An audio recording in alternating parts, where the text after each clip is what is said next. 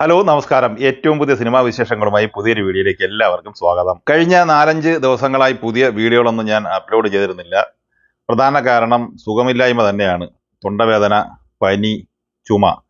നമ്മൾ video record ചെയ്യുന്ന സമയത്ത് നിരന്തരം ചുമ വന്നുകൊണ്ടിരിക്കുമ്പോൾ നമുക്കതൊരു കണ്ടിന്യൂ ചെയ്ത് പോകാൻ പറ്റാത്തൊരവസ്ഥ വന്നു. അങ്ങനെ 1-2 പ്രാവശ്യം ഞാൻ വീഡിയോ നിർത്തിവെക്കുകയും പിന്നെ അത് ഏകദേശം കുറഞ്ഞിട്ട് ചെയ്യാം എന്ന് വിചാരിക്കുകയാണ്. ഇപ്പോൾ പൂർണ്ണമായിട്ടും ഭേദമായിട്ടില്ല. എങ്കിലും ഏറ്റവും പുതിയ 1-2 സിനിമകളുടെ വിശേഷങ്ങൾ നമുക്ക് ഈ വീഡിയോ വഴി പങ്കുവയ്ക്കാം.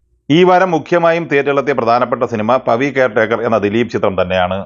നടൻ വിനീത് കുമാർ സംവിധാനം ചെയ്ത ഈ സിനിമ മികച്ച ഒരു ഫീൽ ഗുഡ് എന്റർടൈൻമെന്റ് സിനിമ എന്ന നിലയിൽ പോസിറ്റീവ് അഭിപ്രായം തന്നെയാണ് നേടിയെടുത്തിട്ടുള്ളത്. എന്നാൽ അതനുസരിച്ചുള്ള ഒരു കളക്ഷൻ റിപ്പോർട്ടല്ല വന്നുകൊണ്ടിരിക്കുന്നത്.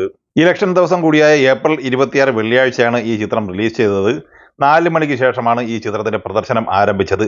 എന്നാൽ അത് വെച്ച് നോക്കുമ്പോൾ അന്ന് 1 കോടിക്ക് മുകളിൽ കളക്ഷൻ ഈ ചിത്രത്തിന് നേടിയെടുക്കാനായിട്ടുണ്ട്. എന്നാൽ 2-ാം ദിവസമായ ശനിയാഴ്ച മികച്ച അഭിപ്രായം നേടിയെടുത്ത സിനിമ എന്ന നിലയിലുള്ള ഒരു കളക്ഷൻ റിപ്പോർട്ടല്ല ലഭിച്ചത്. എങ്കിലും 1 കോടിക്ക് മുകളിൽ കളക്ഷൻ അന്നും ചിത്രത്തിന് ലഭിച്ചിട്ടുണ്ട്. 3-ാം ദിവസമായ ഞായറാഴ്ച ചിത്രം 1,25,00,000 രൂപയാണ് കേരള ബോക്സ് ഓഫീസ് കളക്ഷനായി നേടിയെടുത്തത്. പവി കെയർ ടേക്കർ എന്ന ഈ ദിലീപ് ചിത്രത്തിന്റെ 3 ദിവസത്തെ കേരള ഗ്രോസ് കളക്ഷൻ ഏകദേശം 3,40,00,000 രൂപയുമാണ്. 4-ാം ദിവസമായ ഇന്നലെ തിങ്കളാഴ്ചയിലെ ഈ ചിത്രത്തിന്റെ കേരള കളക്ഷൻ ഏകദേശം 65,00,000 രൂപയുമാണ്. അങ്ങനെ 4 ദിവസം പിന്നിടുമ്പോൾ കേരള ഗ്രോസ് കളക്ഷനായി ഈ ചിത്രം നേടിയെടുത്തിട്ടുള്ളത് 4 കോടിയിൽ പരം രൂപയാണ്.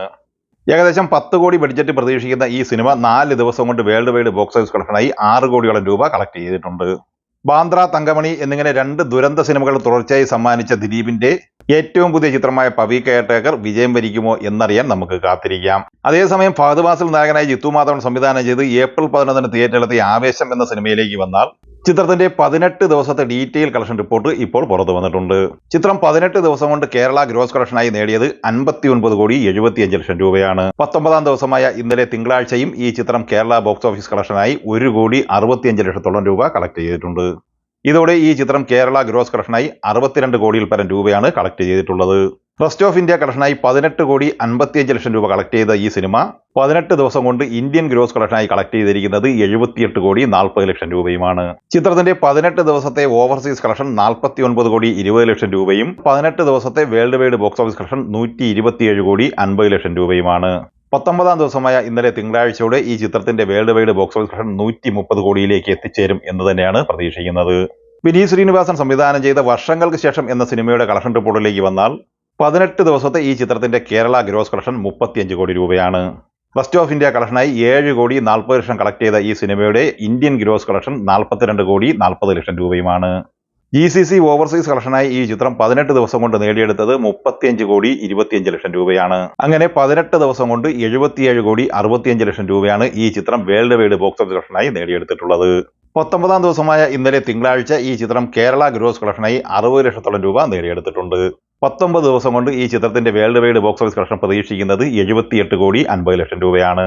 ഇനി പൃഥ്വിരാജ് നായകനായി ബ്ലസ്സി സംവിധാനം ചെയ്ത ആടുജീവിതം എന്ന സിനിമയുടെ 32 ദിവസത്തെ കളക്ഷൻ റിപ്പോർട്ടിലേക്ക് വന്നാൽ 77,30,00,000 രൂപയാണ് ഈ ചിത്രത്തിന്റെ Kerala gross collection.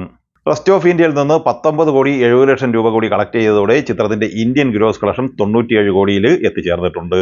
GCC overseas കളക്ഷനായി ഈ ചിത്രം നേടിയത് 58,75,00,000 രൂപയാണ്. 32 ദിവസത്തെ ഈ ചിത്രത്തിന്റെ world wide box office collection 155,75,00,000 രൂപയാണ്. 4 സിനിമകളെക്കുറിച്ചും ബോക്സ് ഓഫീസ് കളക്ഷൻ സംബന്ധമായും നിങ്ങളുടെ അഭിപ്രായങ്ങൾ ദയവായി പങ്കുവയ്ക്കുക. വീഡിയോ ഇഷ്ടമായ ലൈക്ക് ചെയ്യുക. ഒപ്പം നമ്മുടെ ചാനൽ സബ്സ്ക്രൈബ് ചെയ്യുന്ന കാര്യം കൂടി പരിഗണിക്കുക. വീഡിയോകളുടെ നോട്ടിഫിക്കേഷൻ ലഭിക്കുവാൻ ബെല്ലൈക്കൺ കൂടി ഇനേബിൾ ചെയ്യുക. പുതിയ മറ്റൊരു വീഡിയോയുമായി വീണ്ടും കാണാം. എല്ലാവർക്കും ഒരിക്കൽ കൂടി നന്ദി, നമസ്കാരം.